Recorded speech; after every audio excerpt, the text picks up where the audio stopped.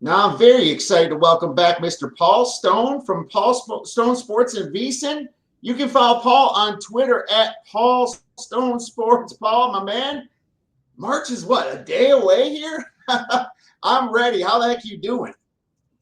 Doing well, doing well. Like you, Kiev, March always an exciting time of the sports calendar, and man, I think we've got I know obviously Auburn getting a lot of love, Duke, not too far behind in many people's mind, but I think there's a lot of teams, maybe 8 or 10 teams that have a chance to win it all. So I think it's going to be another great tournament, and probably my favorite sporting event of the year is March Madness. I think mine too, my man. There's nothing better.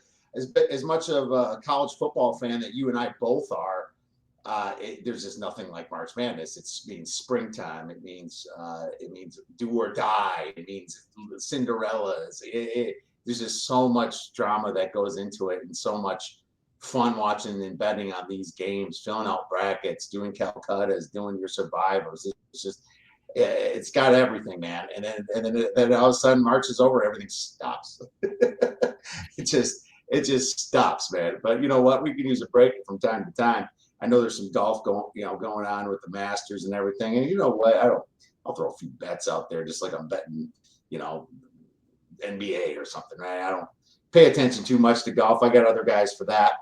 But it's going to be a fun finish here because we have just so much to talk about, my man. It's funny that you just talked about Auburn and Duke, all the love. I mean, very deserved show, but like deservedly so. But let's just quick, and I didn't plan this question, but like out of Duke, Auburn, Houston, and Florida, which team's most likely to not make the Final Four? That's probably something to think about a little bit. Yeah, that's a great question. Houston under Kelvin Sampson, the kind of defense that they play and the connectivity that they play with on offense. I mean, they're just a great college basketball team, but they have been prone to some offensive lapses in the past. I think this team obviously has a little more offensive firepower with L.J. Cryer, the transfer from Baylor, and a few others. They just have more scores on the floor. But maybe I guess it would be Houston. Florida, they've had a couple of hiccups, but Florida on any given day, I think they're as good as anybody in the country.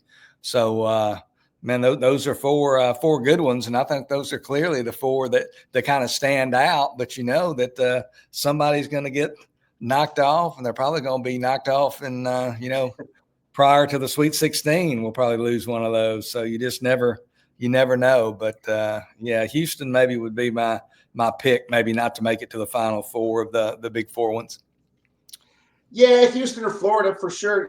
I'd say Houston because they just don't have the offense and can get jumped by teams just, going unconsciously hitting threes, which we've seen happen to Virginia and other teams throughout the tournament. And so I do worry about Houston. Houston has not been a good road team in general. And you have let's face it, man, a little bit weaker of a Big 12 than we've seen in the past, right? With Kansas playing the way they're playing, with Texas Tech and Iowa State's injuries. I feel like the Big 12 is a little bit down this year. I kind of thought the Big 10 was down too, but you know what? We're not talking about them. I think the 2 seeds probably are the ones that could fail quicker, like the Tennessees, the Michigan States, and maybe Wisconsin, my team. Yeah, that's very possible. They're very beatable at times as well. But I guess we'll see kind of where everything comes out to tournament time. But speaking of tournaments, we have literally teams that are done with their season and just waiting to be seeded, my man. And I think it's great because already we're going to be talking about the smaller conference tournaments. I don't know how much you get into small conferences. I do some. I would say 80% of my plays are the Power 4 to Power 5-ish type. I mean, if you add the Mountain West and if you add the East, the Big East. So I guess let's call it the Power 5, Power 6. But then the other 20%, maybe less even sometimes, of my bets are in smaller ones. But I'll still play a few futures here and there for the smaller tournaments. Do you ever play those futures coming on up when we get these seeds on Sunday, Monday? And you're talking about in the conference tournaments? Conference tournaments. As far as futures in conference tournaments, I really don't bet a whole lot of futures in conference tournaments. I do have a few, to win it all in April. But to me, well, those conference tournaments, and I know we could say this about any aspect of sports betting, but they're just an absolute crapshoot, in my opinion. I'm kind of just a game by game better for the most part, kind of a grinder by my own admission. And, not to be a killjoy, this is not too much off topic, but, my volume of bets percentage wise probably decreases somewhat this time of year, or it does decrease this time of year, not as much value, and so forth. Guys that I network with, just about all of us unanimously, cut back a little bit, even though the excitement's kind of ramped up. But, I still have a lot of action, and my mantra of quality over quantity even becomes more intense in March, looking for those, just a handful of really good bets, hopefully. So yeah, it's a challenge, a lot of fun.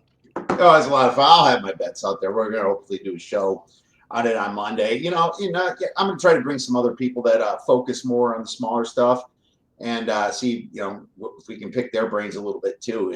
Trying to do 364 teams of college basketball by oneself is impossible to do it correctly, in my opinion.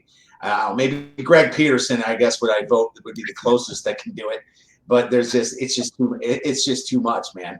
But I will find, I think there's some conferences that are going to have the 1 seed, like a slight plus money. And I think they should be in the minus. Like, I'm already focused on that. I'm not going to give out any spoilers, but I'll be picking my spots. But let's talk about senior night a little bit, because now a lot of these games, and especially in the bigger conferences, are going to have their senior night. And senior night means a lot to the seniors. And it means not a lot to the team that kind of, I guess, plays for their guys. Man, it kind of brings the teams together. Do you have any different approach that you use for senior night? I'll back up just real quick. I want to throw in, you were talking about the smaller conferences. In the Southland Conference, McNeese State is a team, I think, that even though they're 4 games ahead in the Southland with 2 games to go, so they've clinched the regular season title, but they have to win the tournament. Southland Conference tournament without doubt to get in the field. So I think they might be one of those teams. I think they're going to be minus money though. But McNeese playing at home in the Southland Conference, I think they're going to win that tournament. As far as senior night, we're all experiments of one in our handicapping process, Kiev, without question. And I'm not really a senior night type person, especially, in today's day and age, you just see so many players that are short timers. They're maybe there 1 year. So I don't know that they're as invested in the community and the university and things like that. So, and even if it changes players' psyche or approach to that game, does it improve their performance or does it detract from it because of the pressure and the angst and all that? So personally, I certainly don't fault anybody that uses it, especially if they found ways to use it effectively, but it's just not part of my personal approach to handicapping. Okay, and that's fair, and that's a great point. Like, if the senior's just transferring in, and he had a senior night already at the school he spent 3-4 years at, right? It's like seriously, dude. I think it's going to be overblown a little bit too, and I think you have to watch for that, because I think if you're a poor team and you're playing a good team that's still vying for seeds and positioning and maybe trying to get a bye in their tournament, watch out, man. It don't matter if you're a senior or not in that. But if it looks like a guy's a senior and he's been with the school a little bit, and if it's a bad team playing a bad team, I'll probably give him a little bump for senior night at home, a little extra point or so, in that type of situation. But I like how you answer that, because it is very situational. So it's not going to keep me off of a good number. If there's a good enough number, and I think the market will factor in senior night too. So, there could be some fade spots, that's where I'm going to fire. So I think people should remember that, and remember what you said about a lot of these guys coming in. There aren't really true seniors of that school. So great stuff on that topic. Let's talk about buy low, sell high, my man. We've been doing this all year. Hopefully find some good fade spots, some good buy spots. I'm going to start with buy low. And I got Iowa State as a buy low team right now. And I was just disrespecting the Big 12 a minute ago. But Iowa State had some injury issues, and they kind of fell from the top 5 on the KenComs down to 13. I mean, it's very understandable. You go to Houston without your guys playing, right? And they actually had Houston on the ropes that whole game until the very end. Then they go to Oklahoma State without their guys playing. And I'm talking about Keyshawn Gilbert, right? One of their best players that they have.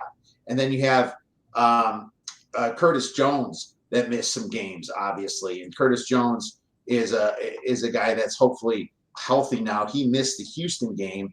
And a couple other guys missed that stretch where they lost to Arizona in the last second to make overtime, right? Kansas State and Kansas. So he was without, but he did play the last two games. But I think, once they get Keyshawn Gilbert back, I think this team's going to be really dangerous. And I think they're in a pretty good spot this weekend at home against Arizona. So I'm going to be looking at Texas Tech a little bit, Paul. Yeah. I think Iowa State. I mean, I was going to say maybe you're looking at Tech too, and I think Tech's another good one to be looking at. But yeah, Iowa State is a team, like you said, with the injuries, and Curtis Jones did play in the most immediate game. So, and I think you indicated that he had returned from injury. So hopefully, if that team gets healthy, I mean, they are they're a capable one. So certainly you can't go wrong with Iowa State as your team there by low. And if you want me to go to my team that I'm going to offer as buy low, I can do that as well. And this team might not be a buy low team, but I think it's a good team to buy, whether they're low or mid grade or whatever. But I think people are kind of catching on to it, and it is March, so it is Tom Izzo time. Michigan State ranked 8th in the nation, so they're not really too low, but these last 4 games, man, I mean, they're just ramping it up. It's almost like they sense that March is on the horizon.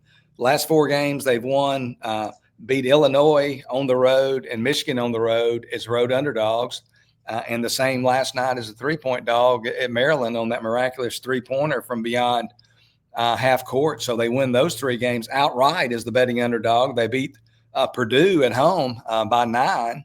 And just playing great basketball, a cohesive unit.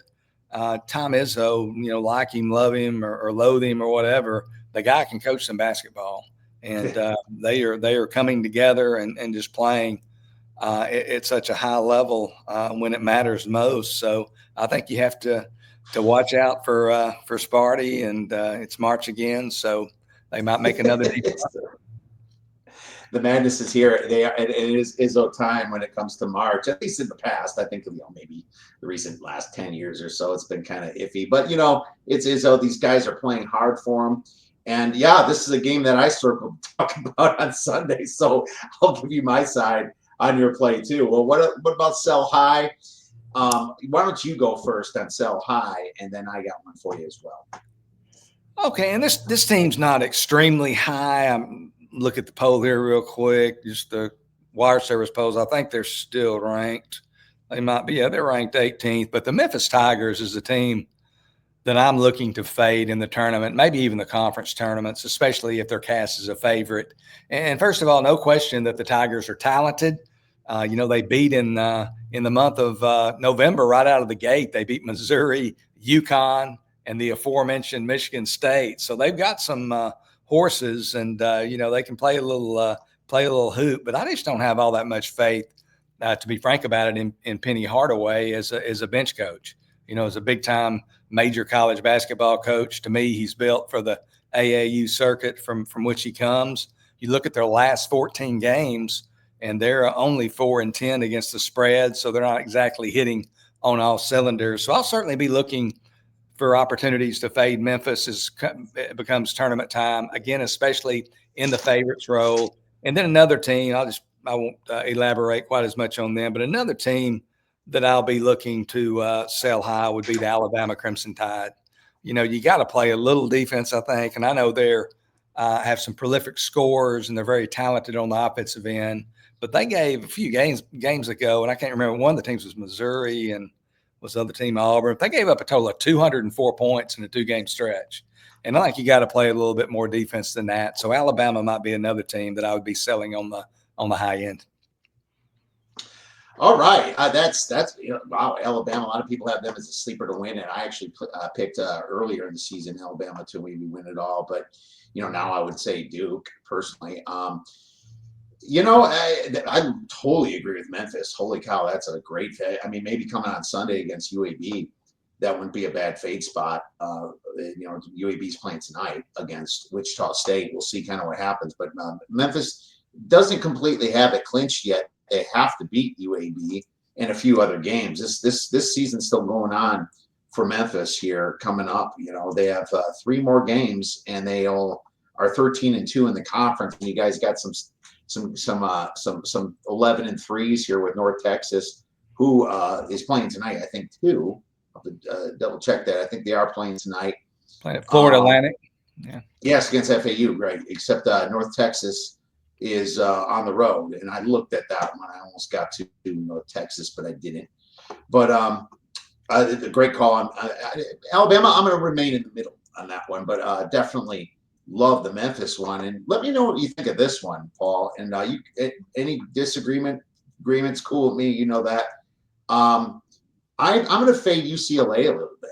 And the thing about UCLA is they were, after that big Mick Cronin speech and complaining about travel and all that, they wrapped up the 7-8 Big Ten wins in a row.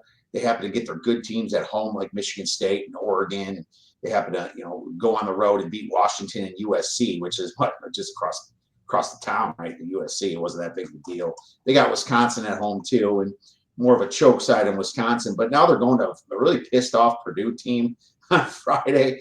And then they got to go to Northwestern, who's playing hungry.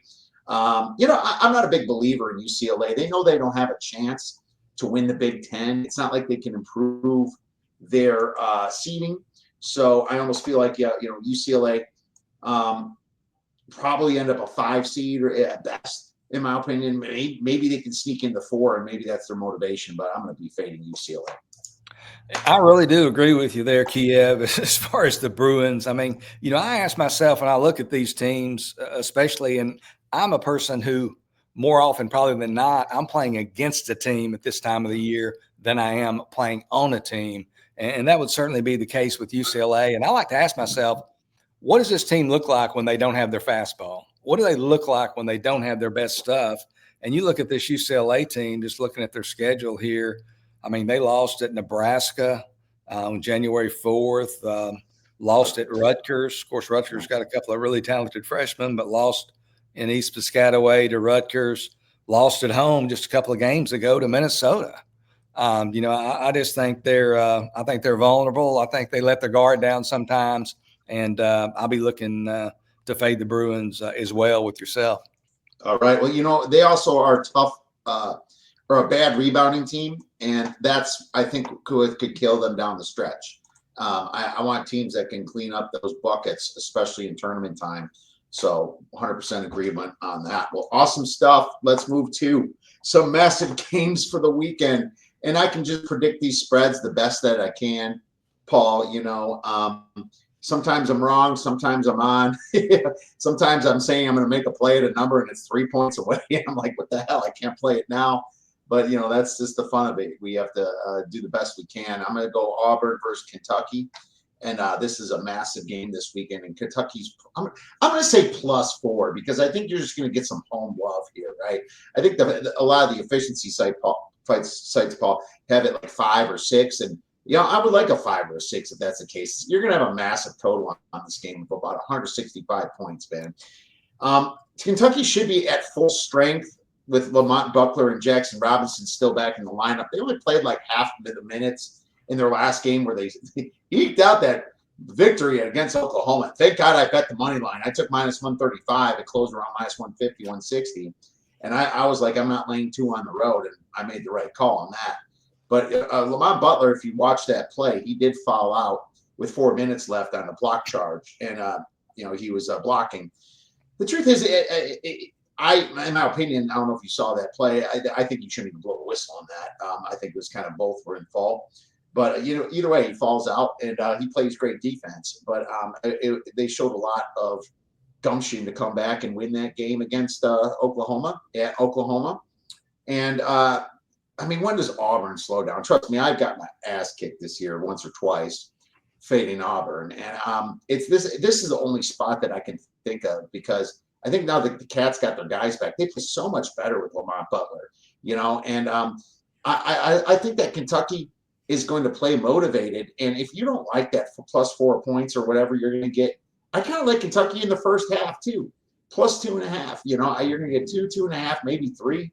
I think Kentucky, kind of comes out firing. This is their moment to kind of make up for all those days that Lamont Butler missed, that Jackson Robinson missed. And Kentucky, if you remember, when they were healthy, they were in the top 8, top 7 for a while on KenPom. But, those guys have been in on the line. And don't get me wrong, Lamont Butler is somewhat still injured. The dude is going to play the rest of the season with some shoulder pain and things like that. But this game, I almost feel like he gets that little shot in his shoulder and a little cortisone here or there. And, and I think he's going to come show up against a massive game against Auburn. That's going to have NCAA tournament seeding, possibly deciding where they're going to go, whether it's a 5 seed or a 7 seed type situation, in my opinion. So I think that I'll take 4 points if I get them, but I also like the first half, but I'll just make it a play at flow 4 or better right now for this podcast. Yeah, I make lines on the games, and I start out with KenPom as my basis, and then use some another gentleman's power ratings that I respect, and then use my own. And I came up with Auburn favored by 5, so I think you're going to get at least 4, and you might get 4.5 for 5. And like you mentioned, Lamont Robinson, I mean, he's their point guard, he's their engine. He played 20 minutes last night, I believe, and Robinson played 12. So like you mentioned, they were just kind of eased back into it, which I think is intelligent. They need to be approaching it from a standpoint of them being fully healthy and at their best come tournament time. And as you also mentioned, I mean, when Kentucky has been fully healthy, they have been quite good. So they've obviously won some, they beat Florida, you go through that gauntlet, and the one at Tennessee, you go through that gauntlet in the SEC, and they've been really good when they've been healthy. And now hopefully they are getting healthy and hopefully can stay healthy. So, I certainly can't fault your position there. I like to play home dogs, and I think it is a spot playing a number 1 Auburn team where you would expect a supreme effort from the Wildcats there in Lexington. Yeah, absolutely. And one thing about Kentucky is that they can play a little defense, and they just need Butler back because he's their defensive, the transfer from San Diego State. That's what this team was kind of missing, the guy that really bring them all together. And so I think those numbers on defense are a little off because of his missing. And then, hopefully so that comes together. And I'm not saying they're going to win outright. I think it's going to be a 2-point game. So hopefully the number cooperates with us. He missed a total of 1, 2, 3, 4, 5, 6, 7, 8 games this year. 8 games I see. And just recently, out of the last 10 games, he missed 7. So that's kind of where the rubber meets the road, in my opinion. Let's move on to the next game, one you picked, Missouri versus Vandy. I'm going to say Vandy's going to be a 1-point dog here at home with a pretty high total of around 160. What does your number say, and what are your thoughts on the game that you picked for today's show? I've got Vandy +2, but I certainly can't fault if it's Vandy +1.5 or 1, because they have been good at home, and that's one of the reasons for my selection here. I think they're 14-2 there in the friendly confines. But both these teams, Missouri and Vanderbilt, firmly in the NCAA tournament field. Joe Lunardi's most recent bracketology released earlier this week had Missouri as a 5 seed, Vanderbilt as a 10 seed. So Missouri certainly has more wiggle room than do the Commodores.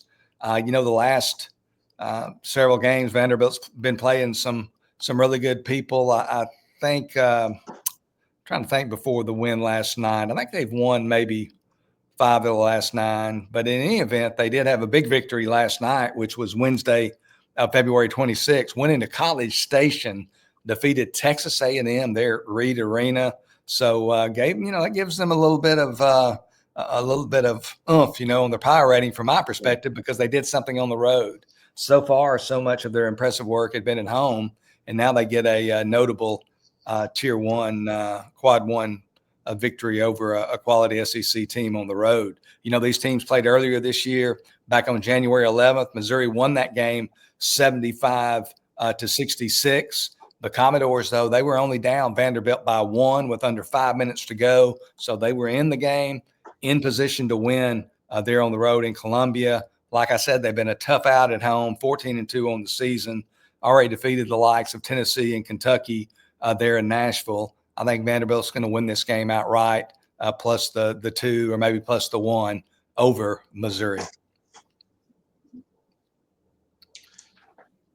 All right, so Vandy, and sorry, the internet just hicked up for a second. So Vandy, you like Vandy outright? That makes sense. I would definitely lean in your situation as well. My only issue is that Vandy does not defend the 3 all that well, ranking 341st, and Missouri has shot threes pretty well. But I don't think that Missouri is that great on the road either, and I think that's where they can kind of be faded. I think, everything. I think it's time that the market catches up with them. I think they're almost like a sell high. They're definitely a buy low about 2-3 weeks ago for sure.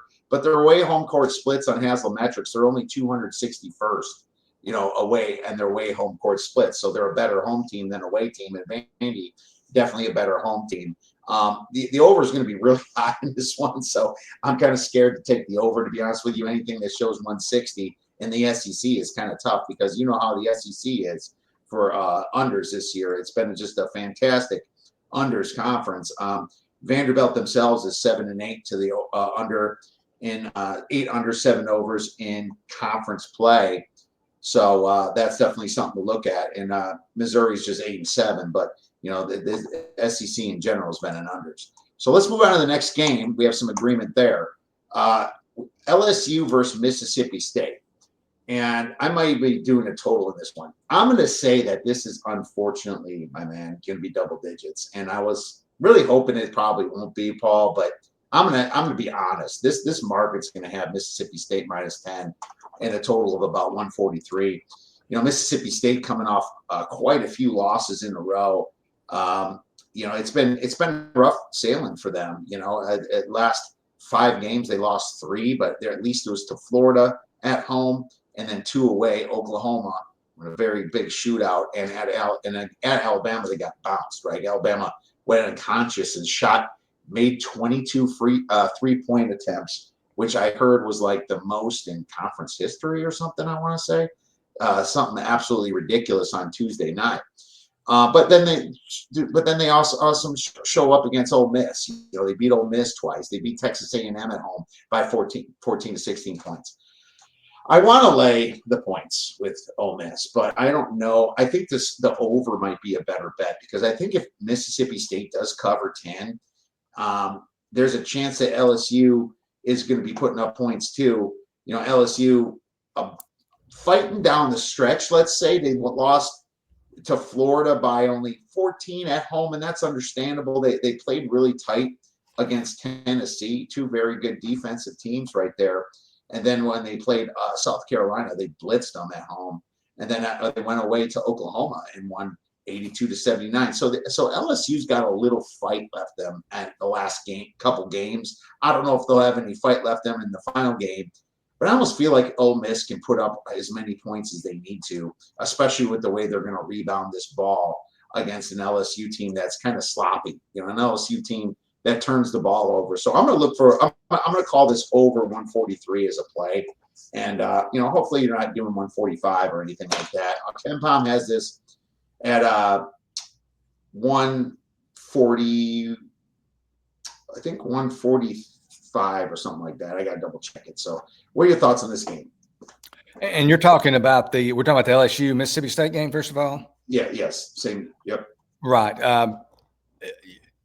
Certainly Mississippi State, the more talented team, and LSU has been, they've showed some incremental progress in their last several games and kept it close. I think some of that's a result of the fact that when these teams come into Baton Rouge, it's kind of an XL spot, and they're probably not getting that team's best punch. But, they have not been very good on the road. I didn't really look closely at the total here, so I can't really give you a strong opinion there. But I would have to think, with the Tigers or the Tigers play on the road for the most part during SEC play that I would probably have to lean with Mississippi State on the side. I do too. And and if that thing gets under 10 points, I will hit it. And I did write this wrong. The total will be 147. So I'll be going over 147. But, Mississippi State, they play very fast. Their average possession length is 16.6 seconds, which is 68th out of the 364 teams. So they do pace quite well. And their defense has definitely showed some holes this year, especially in the last two games where they gave up 200 and almost God, I can't believe this. I'm gonna say it's 202 points the last two games against Oklahoma and Alabama. So they've been definitely giving up some points here.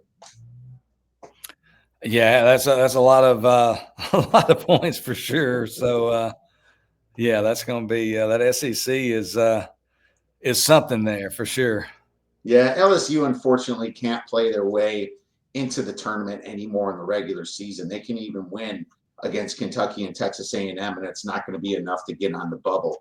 So LSU might just kind of give up their defense, which you see some teams do. But this is the time of year where I'm okay with laying some big spreads. So I'll take the over 147, but I'm going to lean hard to the Mississippi State side as well. Let's move on to the next game. And you picked this Arkansas versus South Carolina. I'm going to call it +2, 138 is the total, Paul. Let me know if I'm a little off on that. South Carolina, I was on them when they got their first big win against Texas. Man, that was a no sweater last weekend for me. I was kind of happy for that one. I knew South Carolina was going to just dig deep and win one SEC conference game, right? That was the one I picked. But now that they have the second one, does that momentum continue, Paul? Yeah, I think South Carolina's going to be getting either 2 or 1.5. And, South Carolina, they're 1-14 in the league. You mentioned their one victory defeating the Longhorns this past Saturday. And like you said, it was a pretty comfortable 84-69 win there over Texas in Columbia. But even though they were 0-14 going into that game, you look at their performance prior to beating Texas at home on their home floor in their previous 5 games to beating Texas, and the teams they had played in that 5-game stretch, Ole Miss, Texas A&M, Mississippi State, Florida, and Auburn. So really good teams. But those 5 teams, they lost all those games, obviously, but they lost 1 in overtime and the other 4 by 4 points or fewer. So they've played really good high-level SEC, First Division SEC clubs, really close there in Columbia. Finally got the breakthrough and got them a win last Saturday against Texas. They're going to play an Arkansas team that obviously lost their 15-point-a-game score, Boogie Fland, a few games back. Adu Thero didn't play Wednesday against Texas. He's a guy who's their leading scorer and their leading rebounder, averages 15.6 points a game, 6 rebounds a game. Thero's status for Saturday's game, unknown at the present time. But kind of my feeling is about guys who don't play in the prior game. Until I see him on the floor, I kind of just slightly tilt my handicapping perspective towards them being more likely than not out again. And we're not hearing anything. He's got a back injury. We're not hearing anything one way or the other. So his status certainly up in the air. South Carolina is playing great at home. Arkansas off of a big victory over Texas, their hated rival, sweep the regular season series from Longhorns. I think South Carolina is going to win this game Saturday there in Columbia. Woo, that is a hell of a pick. And I am with you on this. And I am also going to make this a play for myself. I'm hoping that it doesn't flip the dog, flip to a favorite quick, right? From dog to favorite because of those injuries. But, Arkansas was, so hopefully the market reacts saying that in the Texas game, since they weren't playing and played really well, which teams kind of pick it up after they lose their guys for a game or two when Thero was out. Maybe the market's gonna be like, well, they can play without him. That's exactly what I want the market to play, because I think that when a key guy goes out, it's not a fade spot the next game. It's the fade spot the game after. That's what I look for. I've been burned way too many times in my life trying to fade people for injuries when the rest of the team just kind of realizes it and makes up for it. So I'm with you on South Carolina. As a matter of fact, I like South Carolina. I'm going to call it +1. I like them. I'd like them all the way up to -2 personally. And I think that we'll get that too. So, I'll be shopping early on that. That's a great call. You turn me on to South Carolina, so I'm on it. Let's move on to the next game, which is another one you picked. Your side of town, my friend. Georgia versus Texas. I have Texas as a home dog of plus 3 points. I don't know if it's going to be 2.5 or 3 or somewhere. 143 is the total. Why don't you fire away at this one? Okay, and playing Georgia on Saturday there in Austin. You've got Texas as a home dog to Georgia. Wait, let me see. I have Texas. No, sorry. No, I wrote it wrong. I have Texas as a favorite by 2.5 to 3 points. Right. Okay. Just want to be sure we're on the same page there. Yeah, I've got Texas favored by 3.5. I think Ken Palm has 4. I think it's going to be a little bit lower than that. And one of the reasons is when you look at this Texas team, man, it just seems like their NCAA tournament aspirations go further south with each passing game, and after last night's 86-81 overtime loss at Arkansas, the Longhorns now have lost 5 of their last 6 games. And in that 6-game victory, their only victory was at home where they had to rally against a depleted Kentucky team, missing the 2 starters that we've talked about. So it wasn't Kentucky at full strength by any stretch of the imagination. It was a very depleted Kentucky team. And if you laid the 4.5 with the Longhorns, which I believe was the closing number, then the Longhorns have failed to cover each of their last 6 games. Georgia obviously coming off maybe inarguably their signature victory of the season to this point, that being an 88-83 home win over highly ranked Florida as a 6.5-point home dog. The Bulldogs, not all that good on the road. They're 0-7 straight up in SEC road games this year, coming off that huge game. But still, man, I just don't have any confidence in Texas. They're now 5 games below 500 in the SEC at 5-10.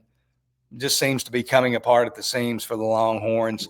I'll take the Georgia Bulldogs plus hopefully I get 3.5 and not get the 2.5 that you're projecting, but somewhere in that range, maybe around 3 points with the Georgia Bulldogs over Texas Saturday in Austin. All right. Internet's ticking up today for me a little bit, so I don't know what's going on there, but hopefully it stays through the rest of the show. So here's the thing. I think that Georgia has been a terrible road team, and Texas has been a home team, but I also think Georgia's a better team than Texas, and I also think that you can't always go by that because Georgia, their away games, man, in any SEC away game, just the last 2, Texas A&M and Auburn, right? I mean, those are just grueling games. But that big win they got against Florida, so people think letdown spot. No, I don't think this is a letdown spot because they're on the bubble. They know they can't afford a letdown spot. This is not like, we're in, man. We're in. We're good. Let's go have a couple beers, smoke a cigar. They're not there. They know that they're not there because both of these teams are in a bubble. And man, I'll tell you this: when I bet Texas against Kentucky, I had to sweat that freaking game out, man. I think I had a money line on Texas at 125. The spread went up to 4.5. It depends upon when you got it because they only won by 4 points. I thought Kentucky had them without their 2 stars. Kentucky was depleted, and Texas just looked all over the place. I think Texas is a terrible bet on team right now, and they probably should have made my fade list, but I didn't want. I wanted to make sure that my man that's a Longhorns fan was with me on this. And I mean, I'm never afraid to go against something that I believe in, but I do believe you are correct in this. And I think this is 3 is too much, and I will take 3 all day with you. I will also make this a play. I'll even call 3. Let's hope for a 3.5, but I'll take Georgia plus 3 on the road, and I'm with you 100% on this one. Moving to Sunday, Wisconsin versus Michigan State. And Michigan State's going to be laying about 3 points. I have total 149. Is that fair? Do you have that about 3 points, you think? Because I feel like they're kind of both closely ranked on Ken Palm, and they're going to give 3 for Michigan State. Yeah, I think Michigan State's going to be laying 4. I was actually on a podcast this morning, and the guy told me he thought they might be laying 4.5. But I think it's going to be a little bit above 3. but I've been wrong before, Kiev. So you could be on the right track there. But I just think Michigan State may be as good as Wisconsin's been. I think Michigan State's kind of caught the public's eye a little bit here in the last week or so. So I'm making it 4, but like I said, your number could be right when it all shows up overnight starting tomorrow afternoon. You're probably right. And that lucky shot that they had at the end of that game against Maryland, maybe that's what it is. But I mean, we also have to remember that's a lucky shot. And hell, if this is 4.5, I might be forced to look at Wisconsin because I wasn't looking at a side in this game. I'm going to tell you that my number is 2.5. I think that Michigan State should be a 2.5-point favorite. So at 3, I still wouldn't bet it. But 4.5, I'd probably have to get a little bit involved in Wisconsin here. But I like the over a little bit more. I'm more of an unders guy. It's funny you're listening to me throwing out all these overs, but the Big Ten has been an overs conference, and Wisconsin's been a great overs team for the season, not necessarily in conference play where they're closer to 50-50, but this game could seal it for Sparty. So this would have them win the Big Ten regular season, in my opinion, as long as they beat Michigan at the end. That would put things in a tizzy. I don't know. That means they would split if they lost at home to Michigan, and then you have to go to obviously the other parameters. But Wisconsin plays slow, but they play efficient, man. And when they play efficient, other teams have to get out of their defensive prowess and play catch up. And that's what's been happening a lot during the year for Wisconsin. The efficiency has been fantastic. The ball movement has been fantastic. And if you've been watching this rivalry like I have over the past 10 years, Wisconsin knows how to play Michigan State. Michigan State knows how to play Wisconsin too. Don't get me wrong. But Wisconsin's weakness is down low, where crawl can be very soft at times, and that's how teams tend to catch up. Sometimes Crawl just likes to hang around the perimeter and shoot those 3-pointers, but there's just not a lot of times that we're getting those rebounds. But Michigan State does have the size to score inside in Wisconsin, and that's the big mismatch is with Michigan State and Wisconsin. But there's also a mismatch for Wisconsin. Wisconsin should be able to have some success shooting the ball, not only from 2, but also from 3. I know Michigan State is normally a pretty good perimeter defense, but the way Wisconsin does it with the ball movement has been fantastic. They are one of the best teams in assist to field goals, assist to turnover ratio. They're one of the top teams, and Wisconsin does shoot a lot of threes. They're going to get up there. They have like 3-4 guys that consistently do it with Tanji, averaging about 39% from 3-pointer. You got Crowley in the center at 36%. You got Nolan Winter at 37%. Kamari McGee, when he comes in off the bench, he shoots 54% from 3, and he's our 6th man. So I just feel like there's going to be some raining threes in this game, and Michigan State might get jumped early, and we'll have to play a little bit of catch up. So Michigan State, as far as possible NBA guys, they got 1 or 2 guys down there. Cohen Carr, holy cow, has that guy been an absolute beast, man. He is amazing fun to watch. Jackson Kohler's playing some fantastic ball down low. Their guards have been well. They don't shoot a lot of threes, which is usually a worry about the over. But I think that Michigan State will play to the over at times, like against Illinois, like they did against Oregon at home. And when they play those good teams, they're going to have to keep scoring themselves. So I'll take over the 149, where I think it's going to be. And I think if you wait a little bit on that, Paul, it might go down. But, man, if you're right about 4.5, I'll be invested on the Wisconsin side a little bit too. Yeah, and I made the number 4, and I'm pretty comfortable with that, but not saying it'll necessarily be 4. But, I mean, this is a game. I don't really have an opinion on the side or total. But, man, if you love college basketball, especially as we get close to March, this game will actually be played in the month of March, although it's a regular season game. I mean, this is what it's all about. You got a Michigan State team that's, playing almost as good as anybody in the entire land. Then you've got a Wisconsin team who has one of the most unlikely stars this year in college basketball. You mentioned Don Conji, a guy who started his career at Colorado State. I think he played 4 years in Fort Collins, was at Missouri last year and was injured almost the entire year. I think he only played a handful of games there for the Missouri Tigers, and now he transfers to Wisconsin, and he's just been lights out for the Badgers. I mean, he's had – I don't have it in front of me, but I know he's had several 30-point games. I mean, this guy can just turn into an offensive machine. Shoots, like you said, almost 40% from 3-point land. And when you got John Tonji, you got a chance to keep it close. So I'm really, even though I'm not going to probably have any action on this game, I'm really excited about this one and think from a spectator's point of view, it's going to be a great game. Yeah, definitely one to watch for sure. And it's going to really lay down the groundwork for who's going to be a contender in that Big Ten tournament too. What's nice is both these teams should be top, in the top four, and not have to play till Friday in that Big Ten tournament. One thing I like to remind people is that, and I did at the beginning of the show, is that there's only 15 teams going into the Big Ten tournament. 3 are going to be out. And I think that's very important because as long as, they're not playing decent teams, those teams are bet on teams right now. Those teams trying to fight at that last minute, especially if it's bad on bad. Then you take the dog here, the one trying to fight to make the Big Ten tournament, because there's 6 or 7 teams right now in the Big Ten that's not even guaranteed to make the tournament. They have to win. A couple of them have to win one more.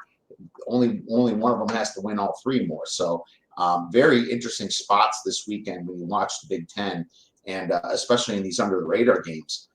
Speaking of on the radar, we covered our 6-pack. Let's talk a little hodgepodge, man.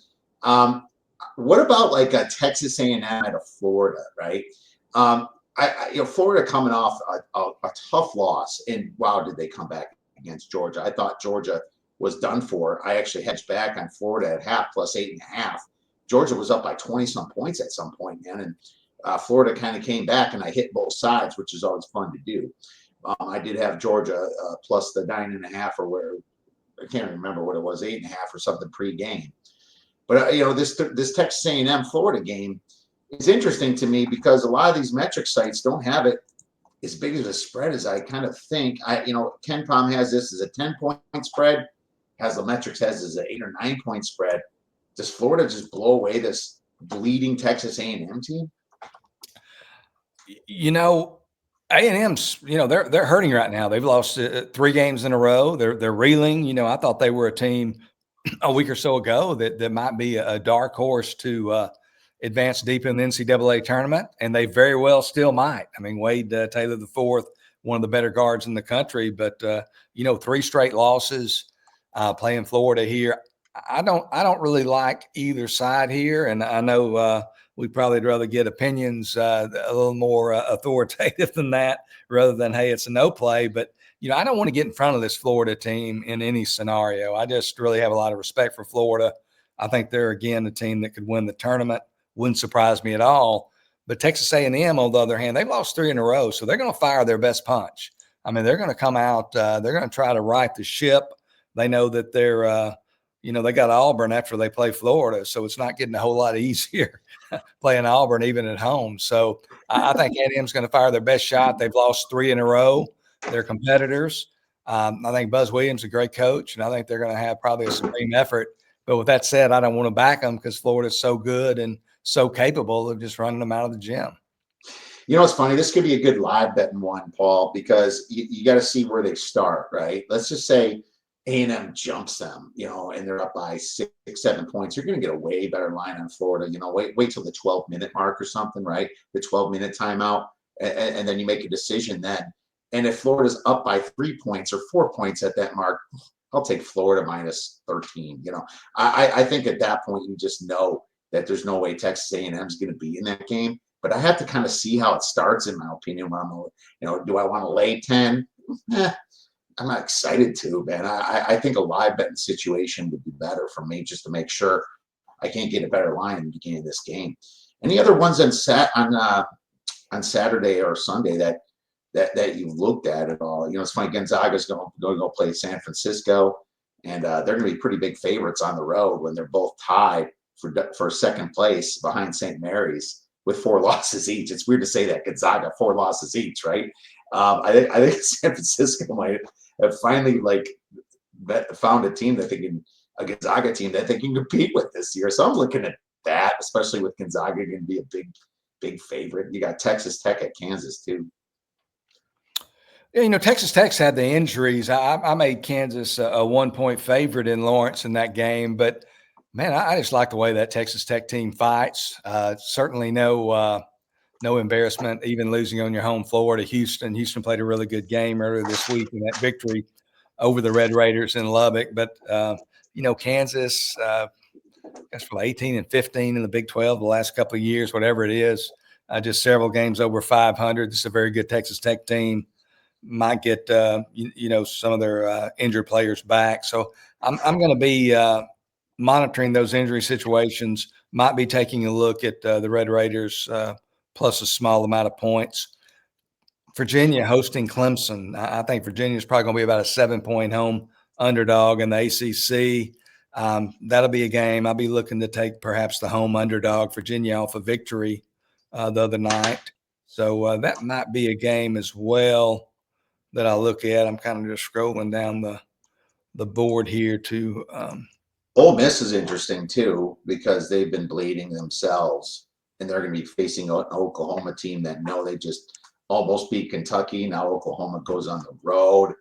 Pretty sure Oklahoma's falling off that bubble. It's like, how much can they keep bringing it? I almost feel like this might be a spot to lay points with Ole Miss. Jeez. Yeah, I think I projected Ole Miss -7 or so in that game. Oklahoma, they're such an incredible story this year. They played an easy non-conference schedule, relatively easy. But at the end of December, before the start of SEC play, they're 13-0, and they're ranked in the top 10 nationally in the wire service polls. The top 10 nationally. Not saying they deserve to be there, but in the wire service polls, they're in the top 10. Today, they're 14th in the 16-team SEC.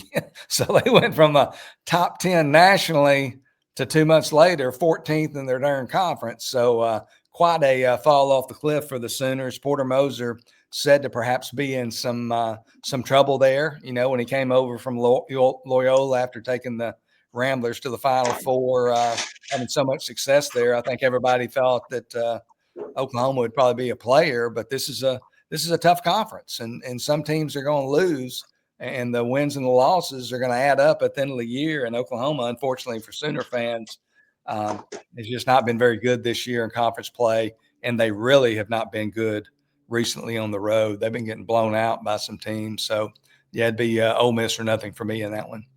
Yeah, me too. And I might even lay it with Ole Miss. So we'll see where the spread kind of comes up. If the market likes it too much, I'm not going to like it so much. If it's kind of sitting there around the 7 to 7.5 range, that might be a spot where I'm going to fire on them. And just think that Oklahoma's out of gas, and Ole Miss now, after just getting blown out against Auburn, man, that's a hell of a spot to be betting on them the next game, in my opinion. That's a great spot. Let's go to the beer bet banger section, my man. Oh, what's up from Keith Landry? What's up, dude? How you doing? Saying hi. Thanks for popping in, Keith, and watching this live stream. So I'm going to go with Washington as my beer bet banger. And you know what? I'm hoping they're going to be a 3-4 point dog. It's probably going to be around plus 120, plus 140. And I wish I had something better. There's probably some other spots that you want to look at. But Washington is that team in a bad spot where they're like going to miss the Big Ten tournament, but this is their last hurrah. Danny Sprinkle's a better coach than what happened to him this year. If you remember his days at Montana State was good, how well he did last year at Utah State, going 28-7 last year.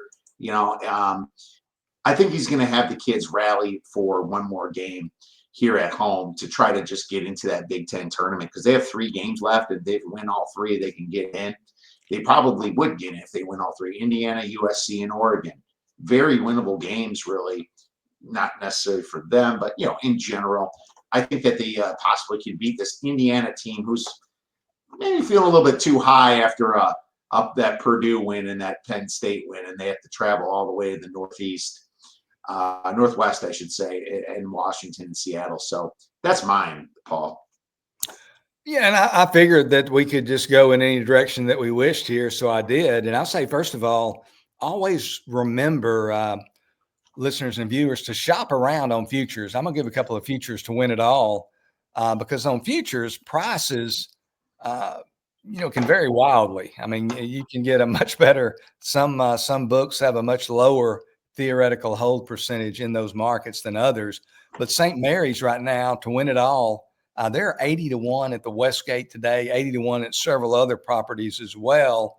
And then this team's not going to be listed unless the shop has a pretty extensive board of options. But you can find this team at Westgate and other books as well. McNeese State, 1,000 to 1. Woo. Do I think McNeese State's going to win the national championship? Absolutely not. But if they win 2 games, let me back up a little bit. When a lot of people who bet futures and bet them successfully bet them, they don't make the bet thinking that ticket's going to win. I'm not saying they don't want it to win, but they're betting that future to try to set up a profitable overall scenario. And the profitability comes in the way of hedging. And when you're talking about McNeese State at 1,000 to 1, I mean, they played in Tuscaloosa at Alabama early in the year, and they were in that game the whole way. If you remember, the Tide beat them by 8. I think it was 72-64. Then they went and played Mississippi State in November as well, around that same, probably within 7 days of playing Alabama. And they played that game a neutral site there in Tupelo, Mississippi. Mississippi State won that game by 3. McNeese was in the game the whole way. So if McNeese State, if they win 2 games, they win the first 2 rounds, they got 4 games to go to the national championship. I know how to hedge 1,000 to 1 ticket. So I like McNeese State 1,000 to 1, and then St. Mary's at 80 to 1. Again, they would probably have to win, probably have to get to the Elite 8 to give you some clear-cut hedging opportunities. But I think they're capable of that. They've already beat Gonzaga twice, obviously, in the regular season there in the West Coast Conference. They're so extremely well coached by Randy Bennett. So those are my 2 long shot beer money bangers there. St. Mary's 80 to 1 to win the national title. McNeese State 1,000 to 1 today at the Westgate. And I think those teams, again, not going to win the tournament, but might give us some really attractive hedging possibilities. Man, wouldn't it be just something to get McNeese in the Sweet 16 and hell, St. Mary's, man, that who knows, maybe everybody gets upset and they're just kind of sneaking on in through their bracket, just like FAU did that year. That would be absolutely amazing. And you know what else is amazing?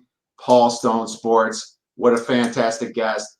Paul, could you tell our listeners and viewers where they can get your great information and plays?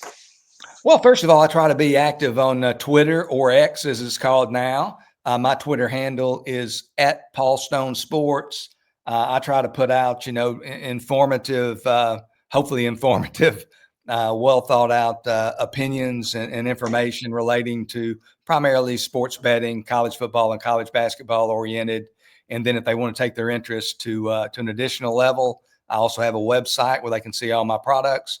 My website, paulstonesports.org. Make sure you guys check out Paul Stone Sports. Paul will be texting. Have a great weekend. Thank you. Appreciate you having me.